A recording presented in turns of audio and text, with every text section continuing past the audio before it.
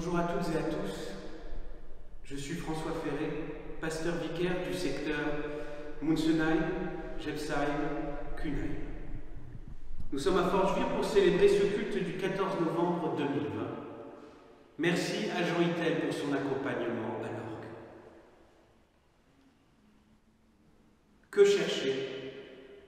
Vers quoi nous tourner, orienter notre vie? Vers le bien véritable, nous dit le Seigneur. Vers ce trésor qui, tout le temps, est à notre portée et n'attend que nous. Dieu nous regarde avec bienveillance et joie nous rapprocher de lui. Soyez toutes et toutes, mes frères et mes sœurs, les bienvenus à ce culte, au nom du Père, du Fils et du Saint-Esprit. Nous sommes l'avant-dernier dimanche de l'année liturgique. Et notre mot d'ordre d'aujourd'hui est tiré du deuxième épître aux Corinthiens, écrit par Paul, chapitre 5, verset 10, où nous lisons « Il nous faudra tous comparaître en pleine lumière devant le tribunal du Christ. » Nous sommes en vidéo, c'est une nouveauté, et une nouveauté heureuse. C'est avec joie que je vais passer ce moment avec vous, même à distance, car Dieu nous unit, même dans ces circonstances particulières. C'est certain et c'est merveilleux. Je vous invite à la prière. Seigneur, c'est avec toi que nous allons partager ce temps de culte, avec toi à côté de nous, avec toi présent et donné pour nous. Seigneur, tu nous combles de ta présence et de tes bienfaits. Tu nous fais ressentir ton amour et tu nous fais vivre ta grâce, quelles que soient les circonstances ou l'époque, la grisaille ou les obstacles. Seigneur, tu nous lis tous comme des frères et des sœurs, comme une famille, comme une église, comme un corps céleste. Tu nous rassembles malgré la distance et tu unis nos mains par ton Esprit Saint. Ainsi, malgré la distance, nous sommes tous ensemble. Malgré le silence, nous parlons et nous chantons d'une seule et même voix. Malgré la séparation, nous sommes tous assis, les uns à côté des autres. Grâce à toi. Amen.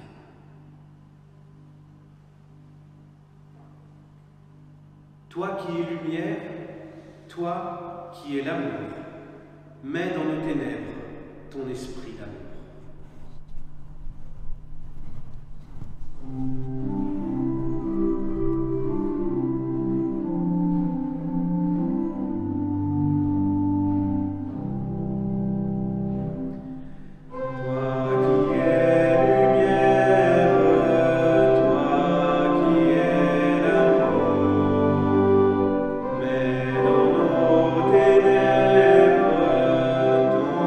Esprit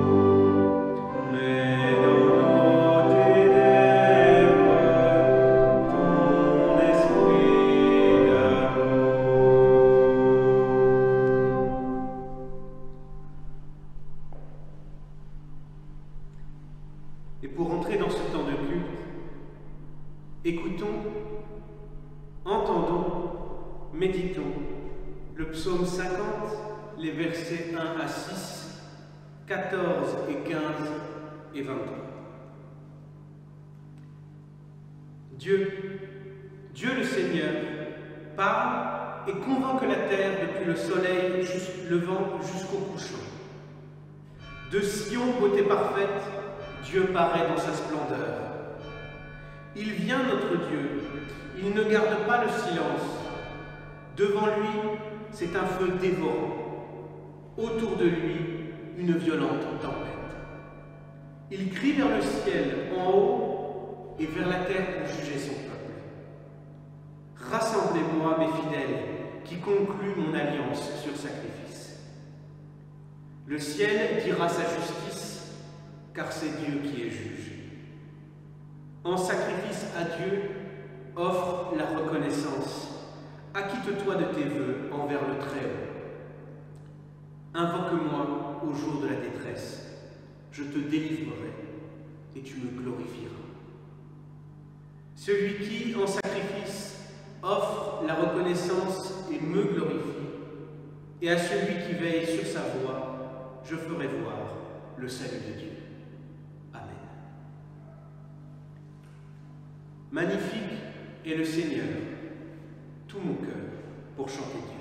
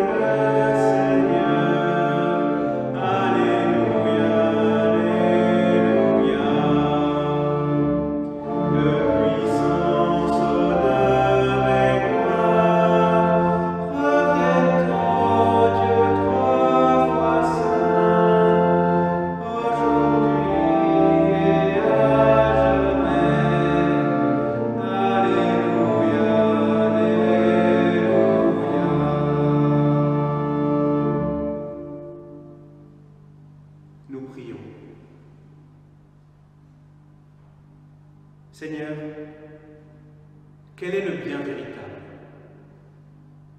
Quel est ce trésor pour lequel je m'égare? Quelle est cette urgence qui me secoue et m'agite chaque jour et me fait parfois agir de manière désordonnée et préjudiciable? J'ai faim, mais je ne sais pas de quoi. J'ai soif et je n'arrive pas à me désaltérer. J'agis, j'avance, je cours, je vais partout où il ne faut pas. J'accumule, je surmonte les obstacles devant moi. Parfois ça me semble vain, souvent je me compromets. Mes propres moyens ne suffisent pas pour obtenir la richesse que je convoite, et pourtant j'agis comme si j'étais seul.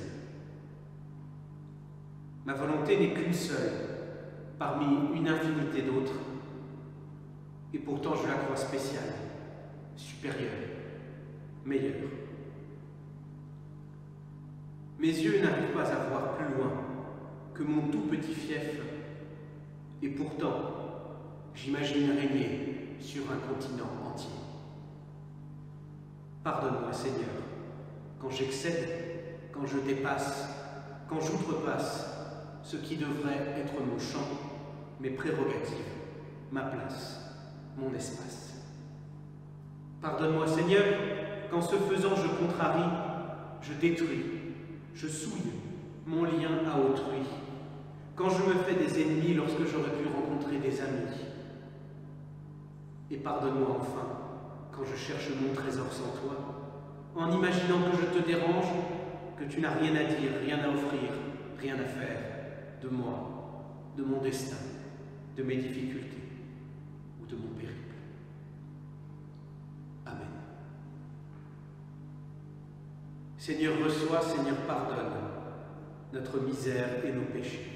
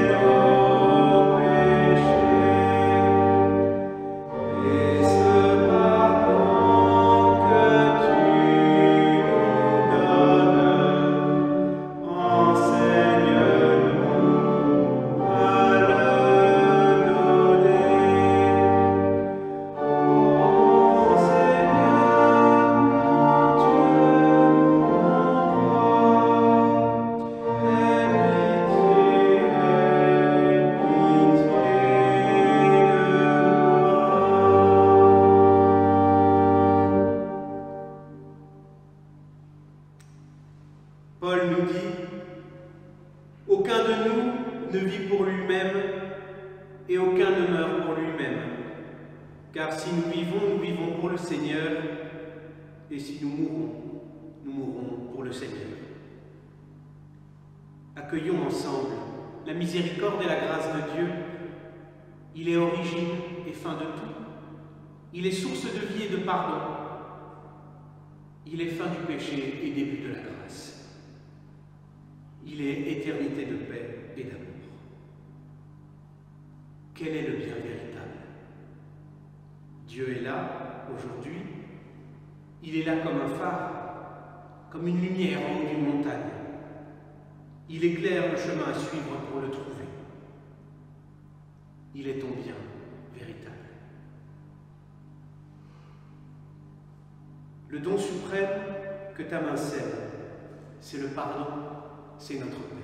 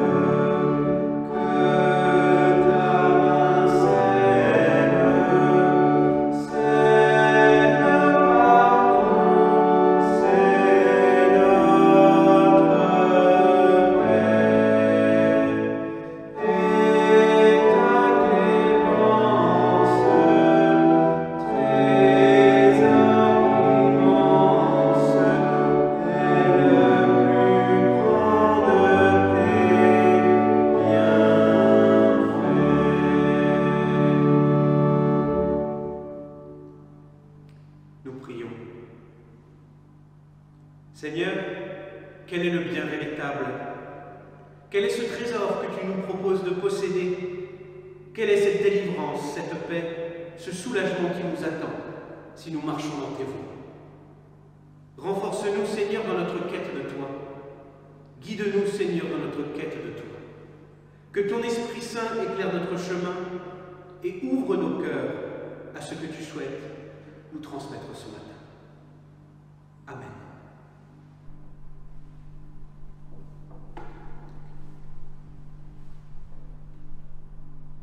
Accueillons ensemble la parole de Dieu. Que son Esprit Saint nous guide pour que nous puissions entendre ce que nous devons entendre, comprendre ce que nous devons comprendre. Nous lisons ce matin dans l'Épître aux Romains, chapitre 14, les versets 4 à 13. Qui es-tu, toi, pour juger le domestique d'autrui? Qu'il tienne debout ou qu'il tombe, cela regarde son maître. Et il tiendra, car le Seigneur a le pouvoir de le faire tenir. Tel juge, en effet, un jour supérieur à un autre, tel autre les juge tous égaux, que chacun dans sa propre intelligence soit animé d'une pleine conviction. Celui qui tient compte des jours en tient compte pour le Seigneur. Celui qui mange, c'est pour le Seigneur qu'il mange, car il rend grâce à Dieu. Celui qui ne mange pas, c'est pour le Seigneur qu'il ne mange pas. Il rend aussi grâce à Dieu. En effet, aucun de nous ne vit pour lui-même et aucun ne meurt pour lui-même. Car si nous vivons pour le Seigneur. Et si nous mourrons pour le Seigneur. Soit que nous vivions, soit que nous mourions, nous appartenons donc au Seigneur. Car si le Christ est mort et a repris la vie, c'est pour être le Seigneur des morts et des vivants. Dès lors, toi, pourquoi juges-tu ton frère? Ou bien toi, pourquoi méprises-tu ton frère? Tous, en effet, nous comparaîtrons devant le tribunal de Dieu. Car il est écrit, « Par ma vie, dit le Seigneur, tout genou fléchira devant moi, et toute langue reconnaîtra Dieu. » Ainsi donc, chacun de nous rendra compte à Dieu pour lui-même. Ne nous jugeons donc pas plus les uns les autres. Usez plutôt de votre jugement pour ne pas mettre devant votre frère une pierre d'achoppement ou une cause de chute. Amen.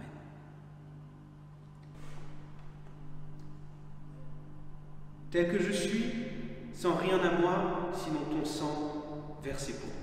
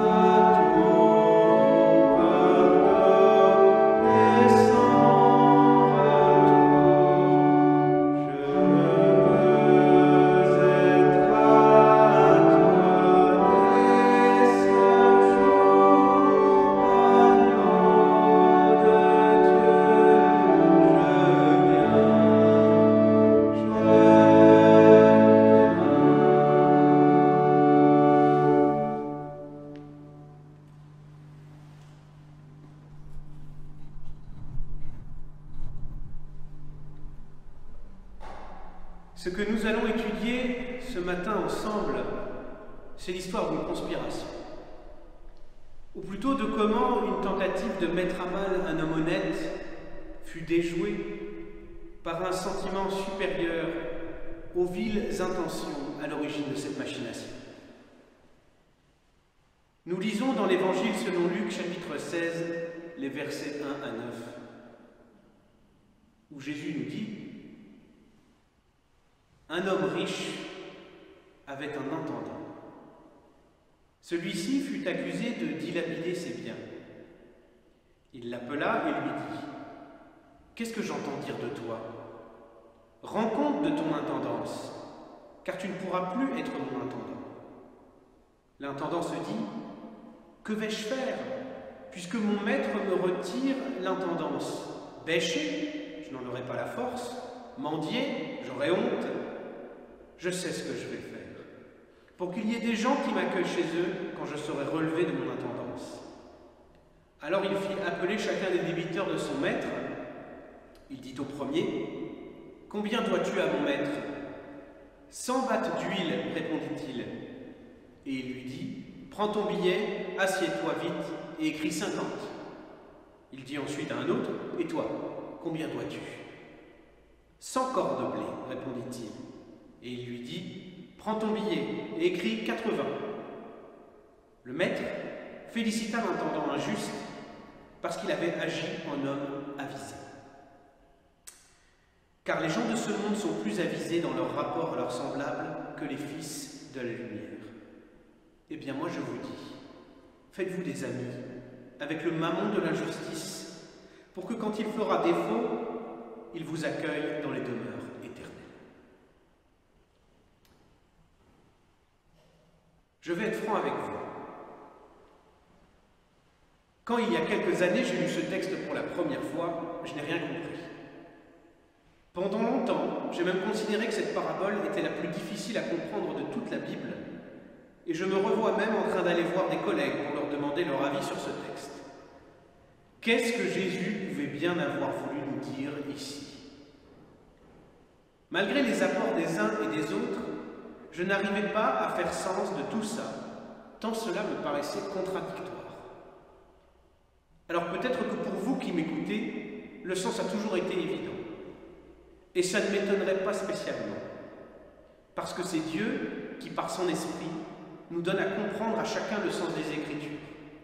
Ce qu'il nous livre, ce n'est pas qu'un sens intellectuel, ni qu'un sens spirituel, c'est quelque chose, je crois, d'hybride, mêlant réflexion et vécu, analyse froide et détachée du texte, et ressenti brûlant, émouvant et profondément impliquant de la parole qu'il nous a donnée. Je crois ainsi que si je n'avais pas compris certains éléments de ce texte, c'est parce que je n'avais pas encore vécu certaines choses dans ma vie qui pouvaient rentrer en résonance avec ce qu'il y avait derrière les mots de cette parabole. J'y reviendrai un peu plus tard. J'ai parlé en introduction d'une machination.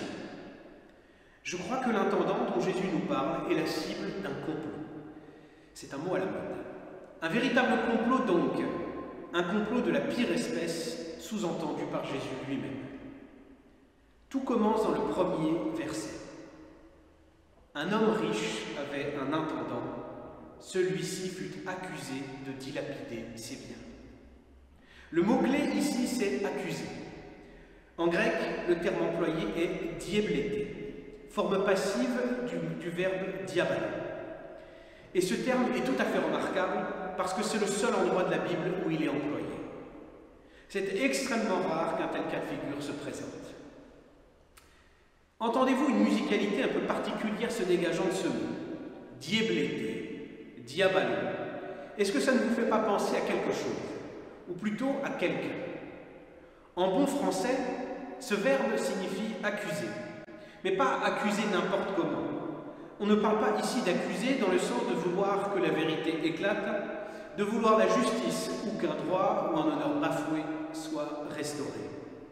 Non, diabalo, c'est accuser avec l'intention de nuire.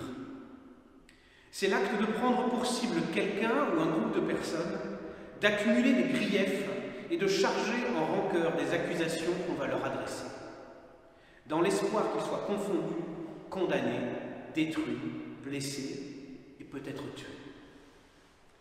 Celui qui accuse ainsi veut profondément le mal de ceux qu'il pointe du doigt. Qui fait cela? Quel genre de créature accuse pour faire du mal plutôt que pour rétablir la vérité? Qui détourne la justice pour son propre gain? Diabalo.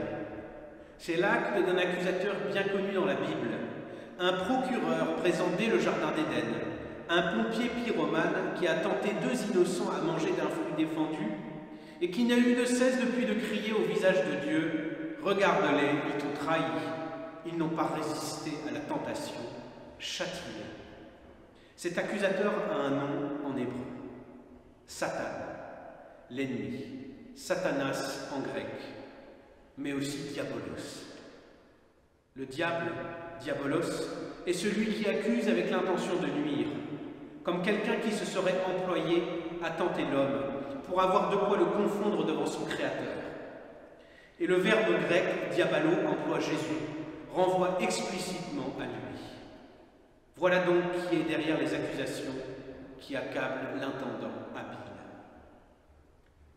Alors si c'est le diable qui est derrière tout ça, cela signifie que nous pouvons déjà établir dès le premier verset que notre intendant est certainement innocent.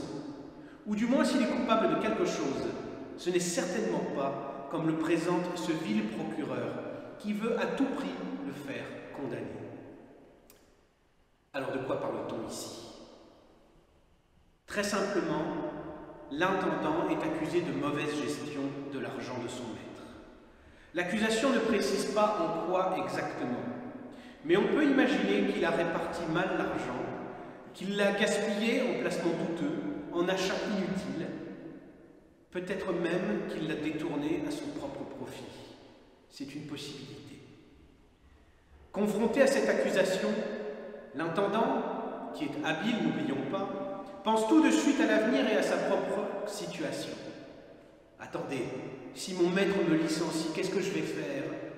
Notre intendant sait qu'il n'est pas doué pour grand-chose d'autre que l'intendance et qu'il se fait certainement trop vieux pour se réinventer dans une autre carrière. Alors pour éviter de perdre son travail, il doit trouver une solution très vite à ce problème d'argent qu'il a mal géré, qu'il a dilapidé même. Si on dit dilapider, cela signifie qu'il manque quelque chose dans les caisses et que l'objectif numéro 1 de l'intendant devrait être de reconstituer rapidement un pécule, peut-être même pour le détourner de nouveau. Mais que fait-il? Il convoque tous ceux qui doivent de l'argent à son maître. C'est là que, par le passé, je commençais à être confus sur le sens du texte. Parce que le maître accuse son intendant de dilapider ses biens, donc de mal gérer son argent. Et ce dernier fait deux choses qui me paraissaient totalement incompréhensibles pour répondre à cette accusation. D'abord, il ne récupère pas l'argent que les débiteurs doivent à son maître, mais il demande moins que ce qu'ils doivent à chaque fois. Et ensuite, on l'accuse de dilapider, et non seulement il ne refait pas le pécule, mais en plus il magouille et il fait des arrangements dans le dos de son maître. Tu me dois combien? 100, c'est pas grave, écris 50. Et toi, 100, pas grave, écris 80. Est-ce que ce n'est pas justement de la mauvaise gestion, ça? Alors pourquoi le maître revient et le félicite? Pourquoi dit-il qu'il a agi en homme avisé? Et qu'est-ce que veut dire ce commentaire de Jésus qu'il faut se faire des amis du monde, du mammon de l'injustice? N'est-il pas en train de nous recommander de tricher, de transgresser les règles? Ne nous a-t-il pas lui-même mis en garde maintes fois contre mammon, contre l'argent et contre l'injustice? C'est précisément là que je décrochais et que j'étais si confus que je ne comprenais plus rien.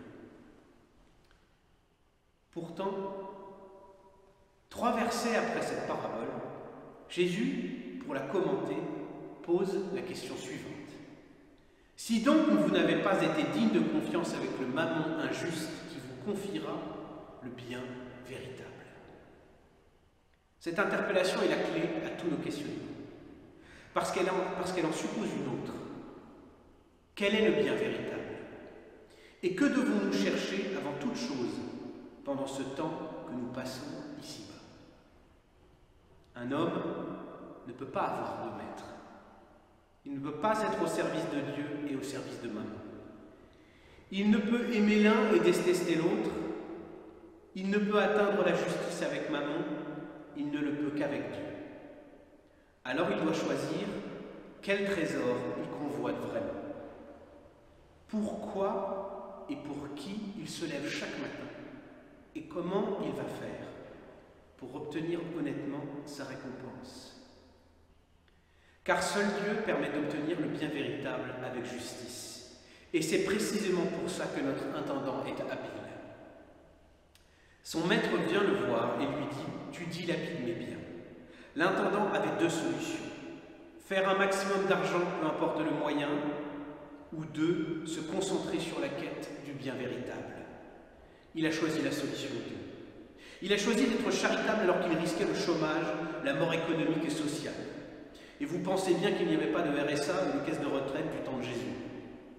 Il s'est dit « Je sais ce que je vais faire pour qu'il y ait des gens qui m'accueillent chez eux quand je serai relevé de mon intendance. » Il a préféré se faire des amis en leur faisant des remises sur leurs dettes plutôt que de leur extorquer de l'argent. Et juste au passage, le premier qui vient voir l'intendant et qui doit 100 battes d'huile que ce dernier lui réduit à moitié moins, à savoir 50. 100 battes d'huile, c'est 2100 litres. Et les 100 corps de blé du second débiteur, qui sont réduits à 80, c'est 21 000 litres.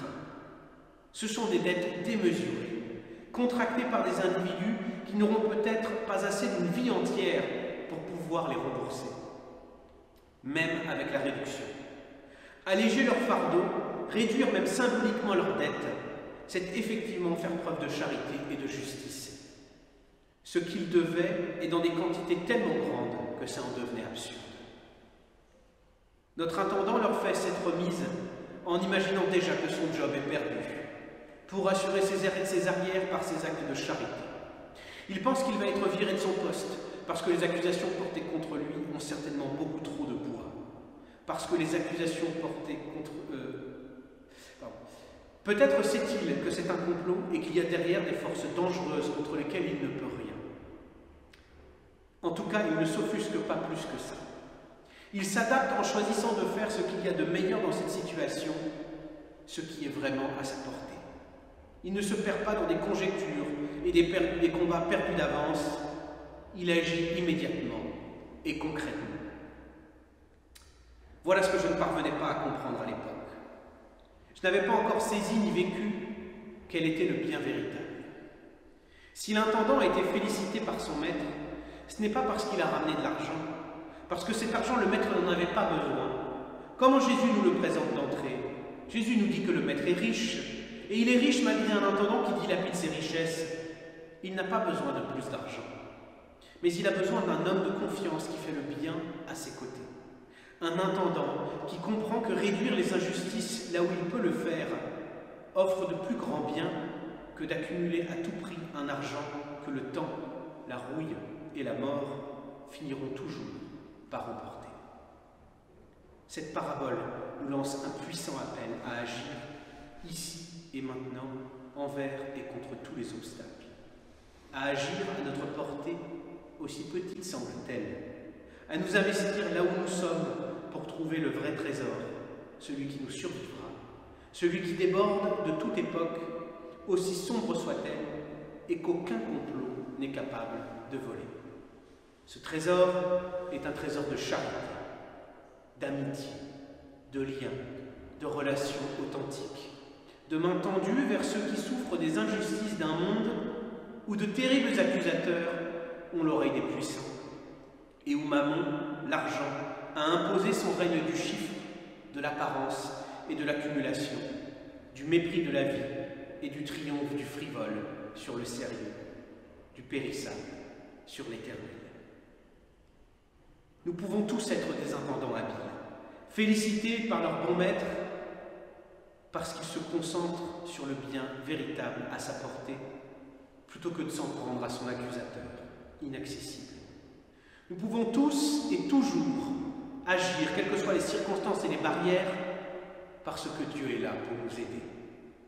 Nous pouvons tous choisir de créer des liens plutôt que d'en détruire.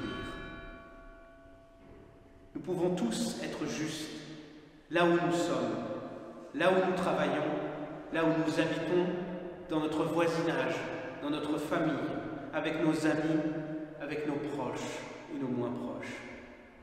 Nous pouvons tous être fidèles au bon maître, ce Dieu qui nous dit « Faites-vous des amis ».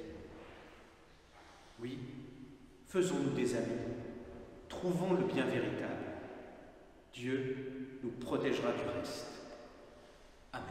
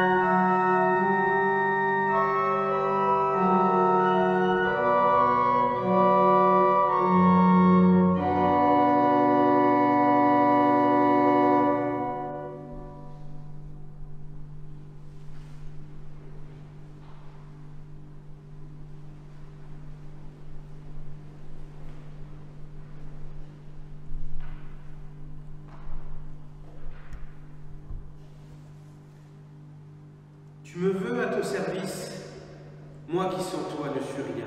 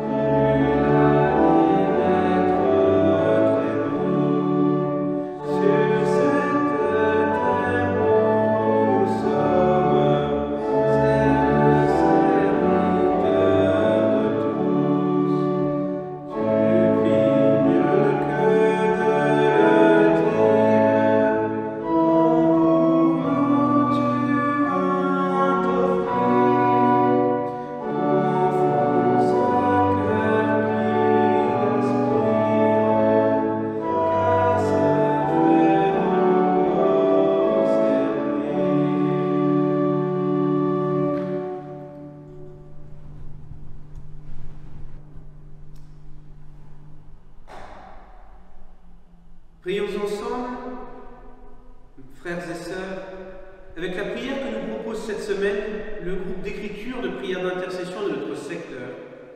Merci à eux pour leur contribution et leur persévérance. Déjà 22 prières écrites ensemble. Merci beaucoup. Seigneur, on dit que l'argent ne fait pas le bonheur, mais qu'il y contribue. Alors Seigneur, donne-nous de partager avec ceux qui sont moins gâtés que nous par la vie. Pas seulement l'argent, mais aussi un mot gentil, une petite attention, une oreille qui sait écouter et surtout le partage de ta parole et de ton message. Aide-nous à accompagner de ta parole bienveillante ces jeunes autour de nous qui souvent tâtonnent et se cherchent. Donne-nous de savoir prier avec des mots justes pour ceux qui sont malades, pour ceux qui sont désespérés, pour ceux qui te cherchent. Seigneur, comme l'intendant, parfois nous sommes tentés de prendre le chemin facile qui mène à de mauvais compromis.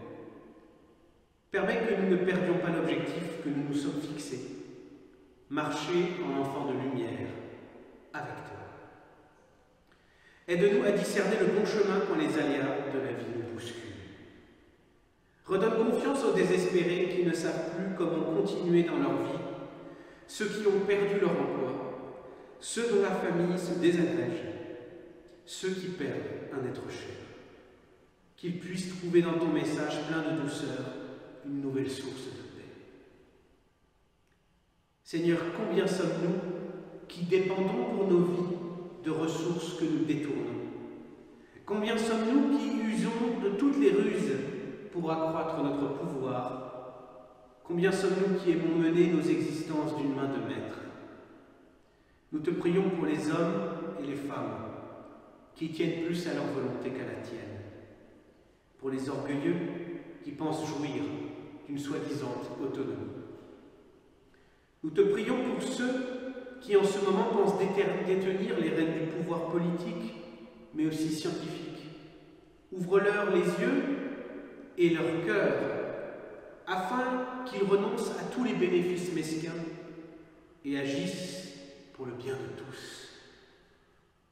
Seigneur, immisce-toi dans nos failles pour que nous découvrions enfin la grâce de ne dépendre que de toi. Nous voulons maintenant te remettre, dans le silence de nos cœurs, ceux de nos proches, familles, amis ou connaissances qui sont en quête du bien véritable, en quête de vérité, de justice, d'absolu, de grâce et de pardon. En quête de toi, Seigneur Dieu.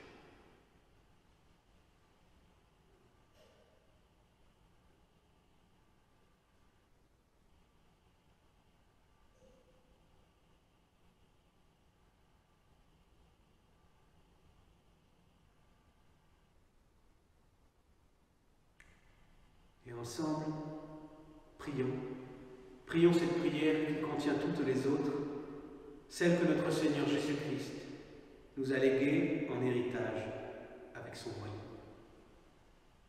Notre Père, qui es aux cieux, que ton nom soit sanctifié, que ton règne vienne, que ta volonté soit faite sur la terre comme au ciel. Donne-nous aujourd'hui notre pain de ce jour. Pardonne-nous nos offenses, comme nous pardonnons aussi à ceux qui nous ont offensés. Et ne nous laisse pas entrer en tentation, mais délivre-nous du mal. Car c'est à toi qu'appartiennent le règne, la puissance et la gloire pour les siècles des siècles. Amen.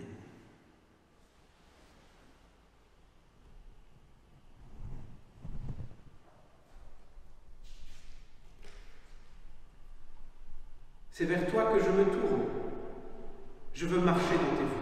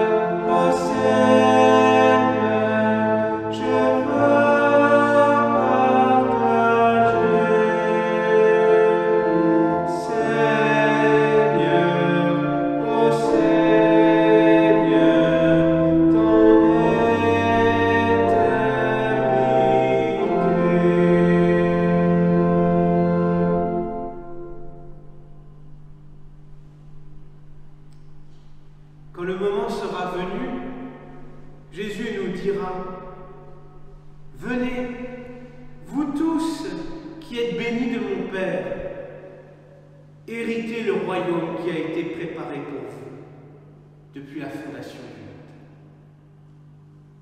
Je vous souhaite à toutes et à tous de passer une merveilleuse semaine au plus près de notre Seigneur. Que votre quête pour le bien véritable s'accélère et prenne particulièrement corps et substance dans les jours qui viennent.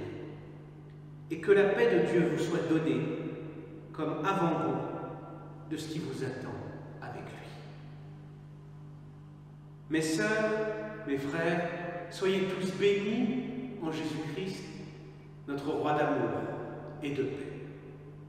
Que son royaume s'installe parmi vous, entre vous, et rayonne au travers de vous. Amen. Et je vous souhaite un bon dimanche et vous dis à la semaine prochaine pour un prochain culte